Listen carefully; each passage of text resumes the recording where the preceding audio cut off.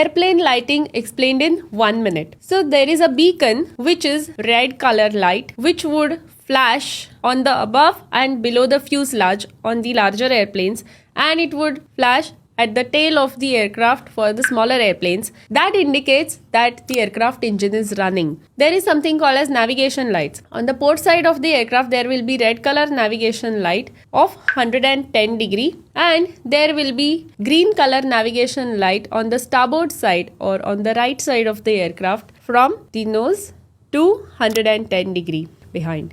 And at the tail of the aircraft there will be white navigation light of 140 degree coverage. Then there will be something called as the taxi light, which will be at the nose of the aircraft, that indicates to the other aircrafts on the ground that this aircraft is in motion and is taxiing. There will be landing lights which are very bright. As the name suggests, it helps the pilots to identify and to help in landing the aircraft when the runway is dark. Then there will be strobe lights. So strobe lights are the one which flicker, and that indicates the presence of the aircraft in the sky. The luminance of the strobe lights is so high that it is supposed to be switched off as the aircraft vacates the runway and taxis on the taxiway. That is the airplane lighting for you.